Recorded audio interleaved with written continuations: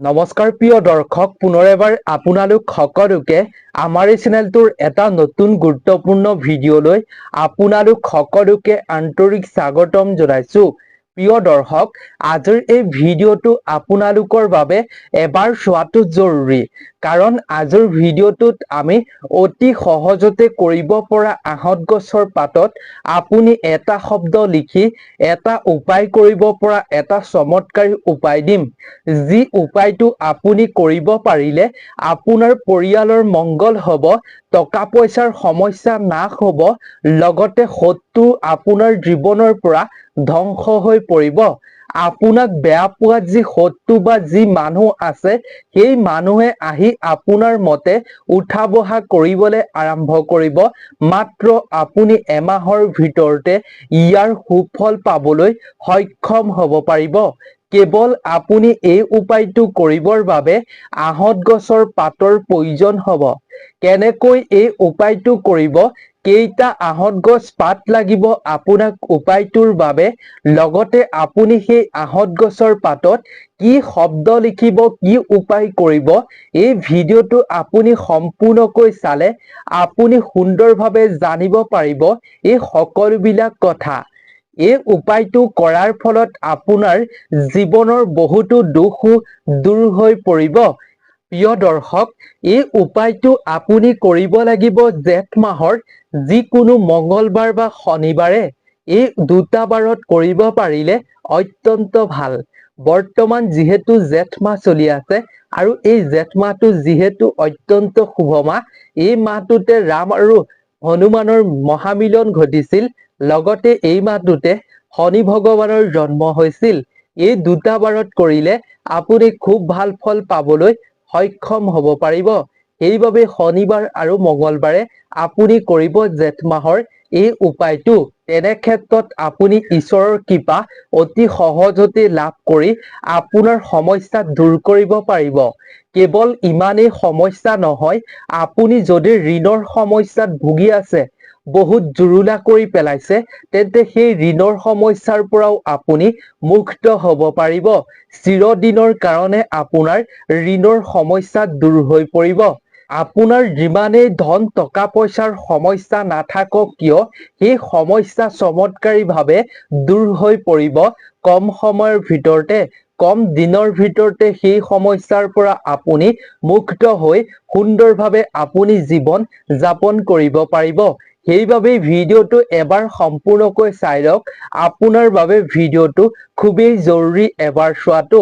গতিকে প্ৰিয় দৰ্শক, ভিডিঅ'টোৰ মূল বিষয়বস্তুৰ মাজলৈ আগবঢ়াৰ পূৰ্বে আপুনি আপোনাৰ আৰাধ্য দেৱতাৰ নাম কমেন্ট ছেকশ্যনৰ জৰিয়তে স্মৰণ কৰিব, যাতে আপোনাৰ আৰাধ্য পৰমেশ্বৰৰ কৃপাত আপুনি যি উপায় কৰিব, আপোনাৰ যি সমস্যা দূৰ কৰিবৰ বাবে, নাশ কৰিবৰ বাবে, সেই উপায়টোত যাতে আপুনি সম্পূৰ্ণ সফল হ'ব পাৰে। সেইবাবেই আপুনি কথাখিনি জনাৰ পূৰ্বেই, উপায়টো জনাৰ পূৰ্বেই আপোনাৰ আৰাধ্য দেৱতাক স্মৰণ কৰি উপায়টো আপুনি ধ্যান কৰি শুনি থাকিব। ধ্যান কৰিব আপুনি খুব জৰুৰী আপোনাৰ বাবে এই উপায়টো কৰাটো। যদি আপুনি এনে সমস্যাৰ সন্মুখীন হৈ বহুত জুৰুলা হৈ পৰিছে, লগতে এই ভিডিঅ'টোত আপুনি এটা লাইক কৰিব বুলিও আশা কৰিলো। আপোনালোকে যেতিয়া এটা ভিডিঅ'টোত লাইক কৰে, তেতিয়া আমাৰ ভিডিঅ' বনোৱাত মনোবল বাঢ়ে আৰু আপোনালোকৰ বাবে এটা নতুন ভিডিঅ' প্ৰস্তুত কৰিবৰ বাবে আমাৰ মনোবল বাঢ়ে। সেয়েহে ভিডিঅ' সমূহত এটা লাইক কৰিব বুলি আশা কৰিলো। লগতে যদি আপুনি প্ৰথমবাৰ এই চেনেলটোৰ ভিডিঅ' চাই আছে, তেন্তে আপুনি এটা নজনা তথ্য পাবৰ বাবে, এটা নজনা কথা শিকিবৰ বাবে আপুনি এই চেনেলটো ছাবস্ক্ৰাইব কৰি ৰাখিব। এই চেনেলটোত আপোনালোকৰ জীৱনৰ বহুতো গুৰুত্বপূৰ্ণ কথা, আমি জ্যোতিষ শাস্ত্ৰৰ লগত জড়িত কথাসমূহ আপোনালোকৰ লগত শ্বেয়াৰ কৰোঁ। সেইবাবে চেনেলটো অৱশ্যেই ছাবস্ক্ৰাইব কৰি ৰাখিব। তেন্তে বলক আমি আহঁত গছৰ পাতেৰে কি উপায় কৰিম, কি শব্দ লিখিম, কেইটা আহঁত গছৰ পাত ল'ব লাগিব, আহক আমি সুন্দৰভাৱে তাৰ বিষয়ে এইবাৰ জানো। প্ৰিয় দৰ্শক, এই উপায়টো কৰিবৰ বাবে আপোনাক বিশেষকৈ দুটা বস্তুৰ প্ৰয়োজন হ'ব। এটা বস্তু হৈছে আহঁত গছৰ পাত আৰু আনটো বস্তু হৈছে চন্দন। আপুনি আহঁত গছৰ পাত যোগাৰ কৰি আনিব। আপোনাৰ ঘৰৰ ওচৰতে নিশ্চয় আহঁত গছ আছে। এই উপায়টো কৰিলেই নহব, যিকোনো উপায় কৰিলেই নহব, আপোনাৰ মনত দৃঢ় বিশ্বাস লাগিব, তেতিয়াহে যিকোনো উপায় কৰিলে আপুনি তাৰ সুফল পাবলৈ সক্ষম হ'ব পাৰিব। প্ৰিয় দৰ্শক, আপুনি এই উপায়টো কৰিবৰ বাবে যেতিয়া আহঁত গছৰ পাত ছিঙিবলৈ যাব, সেইখিনি সময়তে আপুনি আহঁত গছৰ তলতে আপুনি ভগৱানক প্ৰাৰ্থনা কৰিব। আপুনি যি উদ্দেশ্যেৰে, যি উপায়ৰ বাবে, যি কামৰ বাবে আহঁত গছৰ পাত ছিঙিছে, সেই সকলো কথা আপুনি ভগৱানৰ আগত প্ৰকাশ কৰিব। আৰু আপুনি যি কামৰ বাবে আহঁত পাত কেইটা লৈছে, আপুনি যাতে সেই কামটোত সম্পূৰ্ণ সফল হয়, তাৰ বাবে আপুনি ভগৱানক তেতিয়াই প্ৰাৰ্থনা কৰিব। তাৰ পিছত আপুনি আপোনাৰ যদি কিবা ভুল হয়, তেতিয়াহ'লে ভগৱানক ক্ষমা কৰি দিব বুলি আপুনি তেনেকৈ ক'বলৈ চেষ্টা কৰিব, তেনেকৈ ক'ব লাগিব। তাৰ পিছত আপুনি আহঁত গছজোপাৰ পৰা ভক্তি ভাৱেৰে আপুনি ৩টা পাত ছিঙি ল'ব। আৰু ছিঙাৰ আগতে লক্ষ্য কৰিব যাতে সেই আপুনি ছিঙা পাতকেইটা ক'তো ফুটা ফটা পোকে ধৰা পাত নহয়, নাথাকে, তাৰ প্ৰতি আপুনি লক্ষ্য ৰাখিহে সেই আহঁত গছৰ পাতকেইটা আপুনি ছিঙি আনিব। তাৰ পিছত আপুনি কি কৰিব, সম্পূৰ্ণকৈ ভিডিঅ'টো চাই থাকক, তেতিয়া সুন্দৰভাৱে সকলো কথা জানিব পাৰিব। দৰ্শক, আপুনি আহঁত গছৰ পাতকেইটা ছিঙি তাৰ পিছত ঘৰলৈ গুচি আহিব। কোনো চাকি বন্তি জ্বলাবৰ প্ৰয়োজন নাই। আপুনি কোনো ৰীতি নীতি পালন কৰাৰ এই উপায়টোত প্ৰয়োজন নাই। কেৱল আপোনাৰ মনত ভক্তি লাগিব, দৃঢ় বিশ্বাস লাগিব, তেতিয়াহে এই উপায়টোত আপুনি সফল হ'ব পাৰিব। আপুনি যি আহঁত গছৰ পাত ছিঙি আনিছিলে, সেই আহঁত গছৰ পাতটোত আপুনি যি আপোনাক চন্দন আনিবলৈ কৈছিলো, সেই চন্দনেৰে আপুনি এটা শব্দ লিখিব লাগিব। শব্দটো আপুনি লক্ষ্য কৰিব, শব্দটো হৈছে হং। আপুনি হং বুলি লিখিব আহঁত পাত তিনিওটাতে আপুনি হং বুলি লিখি ল'ব সুন্দৰভাৱে। আপুনি 3টা আহঁত গছৰ পাত আনিলে 3টাতে লিখিব। যদি আপুনি তাতকৈ বেছি আনে, তেতিয়াহ'লে গোটেইকেইটাতে আপুনি লিখি ল'ব। পৰাপক্ষত আপুনি 3টা আহঁত গছৰ পাতেই আনিব। 3টা পাতত কৰাটো অত্যন্ত ভাল। সেইবাবে আপুনি 3টা আহঁত গছৰ পাতত হং বুলি লিখি ল'ব। তাৰ পিছত আপুনি সেই আহঁত গছৰ পাতকেইটা, হং বুলি লিখা সেই পাতকেইটা আপুনি পানীত উটুৱাই দিব লাগিব। কেনেকুৱা পানীত উটুৱাব লাগিব, য'ত নৈ বৈ থাকে, বৈ থকা নৈত আপুনি উটুৱাব লাগিব। তাৰ পাছত আপুনি এটা মন্ত্ৰ জপ কৰিব লাগিব। মন্ত্ৰটো যিমানেই জপ কৰিব পাৰে, সিমানেই ভাল। আপুনি যিমান পাৰে জপ কৰি আপুনি আপোনাৰ মনৰ সকলো কথা আপুনি প্ৰকাশ কৰিব, যাতে আপোনাৰ সকলো ইচ্ছা বা সকলো সমস্যা ভগৱানে দূৰ কৰে। আপুনি মন্ত্ৰটো লক্ষ্য কৰিব। মন্ত্ৰটো হৈছে ওম হং হনুমন্তয়ে নমঃ, ওম হং হনুমন্তয়ে নমঃ, ওম হং হনুমন্তয়ে নমঃ, ওম হং হনুমন্তয়ে নমঃ। এইদৰে আপুনি যিমান পাৰে জপ কৰি আপোনাৰ যি সমস্যা, যি ধন টকাৰ সমস্যা, ঋণৰ সমস্যা, শত্ৰুৰ ভয়, আপুনি সেই আপোনাৰ জীৱনৰ সকলো সমস্যা প্ৰকাশ কৰিব উপায়টো কৰাৰ পাছত।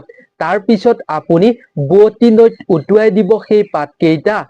আৰু যদি আপোনাৰ ওচৰত ঘৰৰ ওচৰে পাছৰে বোৱতী নৈ নাই, তেন্তে আপুনি জুইত কেনেকৈ পুৰিব, আহক এইবাৰ তাৰ বিষয়ে জানো। আপোনাৰ ঘৰত যদি আশে পাশে বোৱতী নৈ নাই, তেতিয়া আপুনি জুইত কৰ্পূৰ দি এই বস্তুকেইটা পুৰিব লাগিব। আৰু নৈত উটুৱাবলৈ কোৱাৰ দৰে আপুনি আপোনাৰ মনৰ কথা প্ৰকাশ কৰিব লাগিব। তেতিয়া আপুনি অতি কম দিনৰ ভিতৰতে সমস্যাসমূহ দূৰ কৰিবলৈ সক্ষম হ'ব। প্ৰিয় দৰ্শক, এই উপায়টো আপুনি কেতিয়া কৰিব লাগিব, আপোনাৰ নিশ্চয় মনত আছে। জেঠ মাহ যিহেতু চলি আছে, এই জেঠ মাহৰ আপুনি মঙ্গলবাৰ আৰু শনিবাৰে এই 2টা দিনতে আপুনি কৰিব লাগিব। এই 2টা দিনত কৰাটো অত্যন্ত শুভ বুলি কোৱা হৈছে। এই 2টা দিনত কৰিলে আপুনি খুব ভাল ফল আগন্তুক দিনত বা কম দিনৰ ভিতৰতে পাবলৈ সক্ষম হ'ব পাৰিব। সেয়েহে আপুনি মঙ্গলবাৰ আৰু শনিবাৰে এই উপায়টো কৰিব লাগিব। এই উপায়টো কৰাৰ পাছত আপুনি অলপ দিনৰ পাছতে দেখিবলৈ পাব ইয়াৰ চমৎকাৰী ফল, কিদৰে আপোনাৰ সমস্যা দূৰ হৈ পৰিছে, কিদৰে শত্ৰুৱে আপোনাক দেখিলে ভয় কৰা হৈছে, শত্ৰুৱে আপোনাক কিদৰে নিজেই মাতবোল কৰিবলৈ আৰম্ভ কৰিছে, আপুনি নিজেই পৰিৱৰ্তন ইয়াৰ দেখি আচৰিত হ'ব। সেইবাবেই আপুনি বিশ্বাসেৰে কৰিব পাৰিলে সুফল পাব, আৰু যদি বিশ্বাসেৰে কৰিব নোৱাৰে, মনত বিশ্বাস নাথাকে, ভক্তি নাথাকে, তেতিয়া আপুনি সুফল পাব নোৱাৰিব। আপুনি যদি বিশ্বাস কৰি উপায়টো কৰে, জ্যোতিষাস্ত্ৰক বিশ্বাস কৰে, এই আধ্যাত্মিক উপায়সমূহ বিশ্বাস কৰে, তেতিয়া এই উপায়টো কৰিব পাৰে। আৰু যদি বিশ্বাস নকৰে, তেন্তে উপায়টো কৰাৰ পৰা বিৰত থকাটোৱে ভাল। কাৰণ উপায়টো কৰি আপোনাৰ বহুমূলীয়া সময়খিনি আপুনি অবাবতে খৰচ কৰিব। সেয়েহে আপোনাৰ মনত বিশ্বাস থাকিলে উপায়টো কৰাটো জৰুৰী। আমি আপোনালোকক উপায়টোৰ বিষয়ে কৈছো যাতে আপোনাৰ সমস্যা দূৰ হয়। আৰু আপুনি সেই উপায়টো কৰে নকৰে আপোনাৰ সেয়া ব্যক্তিগত কথা। গতিকে আপোনাৰ নিজৰ কথা, কৰিব পাৰে বা নকৰিব পাৰে।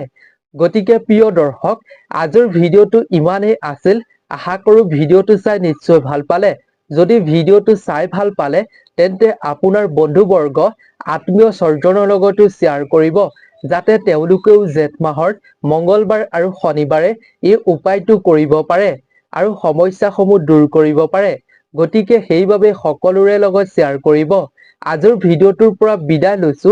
আপোনালোক সকলো ভালে থাকক, সুস্থ থাকক, তাৰেই আমিও কামনা কৰিলো। নতুন এটা ভিডিঅ'ৰ লগত আপোনালোক সকলোকে লগ পাম। আপোনালোক সকলো ভালে থাকক, সুস্থ থাকক, তাৰেই কামনা কৰিলো। ধন্যবাদ।